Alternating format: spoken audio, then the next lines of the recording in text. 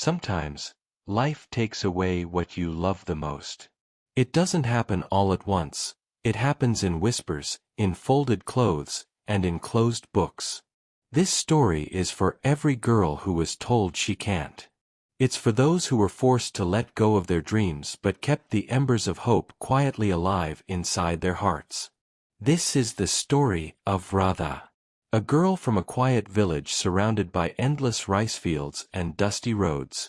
At 16, Radha didn't dream of jewelry or expensive clothes. Her eyes shone with a different kind of fire. She loved math and English. She saw books as windows to a world much bigger than her village. When her teachers asked about her future, she wouldn't hesitate. I want to be a teacher. I want every girl here to know that their mind is their greatest strength. But as Radha was about to learn, the brightest dreams often face the harshest winters. Radha was at the top of her class, just weeks away from her final exams.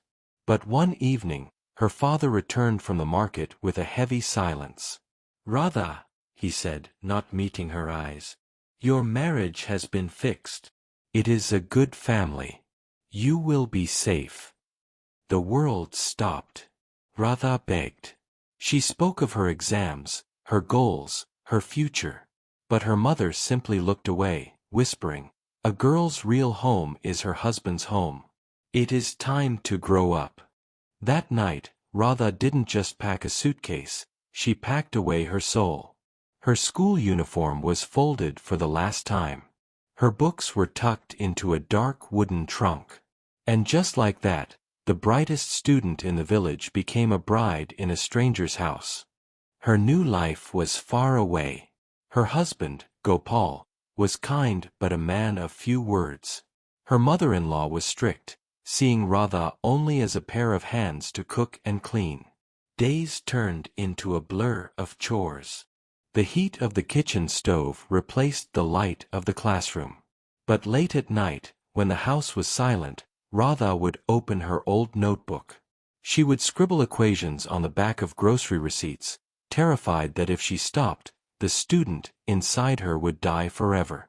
She felt utterly alone. She believed no one in this new house cared about her mind or her heart. She felt like a bird in a beautiful cage, singing a song no one wanted to hear. But there was one person watching. Her father-in-law, Mr. Jit. He was a retired school principal, a man of books and quiet wisdom. One night, he saw a sliver of light under Radha's door. He peeked in and saw her writing by a dim lamp, her face tired but determined. "Radha, what are you doing so late?" he asked. She tried to hide the papers. "Nothing, Babaji. Just writing." Mr. Jit walked in and picked up a paper. He saw the complex math, the English grammar. "Who told you that marriage is a graveyard for dreams?" he asked. Radha wept. "Everyone says I should only think of the family now." Mr. Jit sat down beside her. "A good family doesn't just ask you to serve them. They serve your spirit too. Tomorrow, we start again." From that day on, the courtyard became a sanctuary. Mr. Jit brought her old textbooks. He challenged her mind while she worked. He didn't just teach her subjects, he taught her to believe she was still the girl with the big dreams.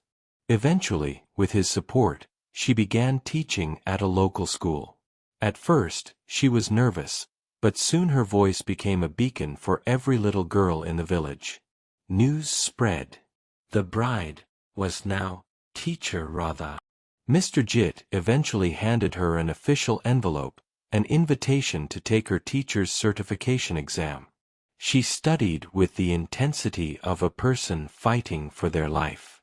And when the results came, she hadn't just passed, she was the top of her district. Years later, Radha stood at the gates of her own large school. She saw a little girl crying because her father said girls shouldn't learn. Radha knelt down, wiped the girl's tears, and said, "I heard the same thing once. But dreams can grow even in silence. Don't stop. Radha looked at Mr. Jit, standing by the gate, proud. Her story is a reminder. When the world says no, look for the one person who says yes. Sometimes hope comes from the most unexpected places. If this story touched you, please like, share, and subscribe. Tell us in the comments, who believed in you when no one else did? I'll see you in the next story. Thank you for watching my video.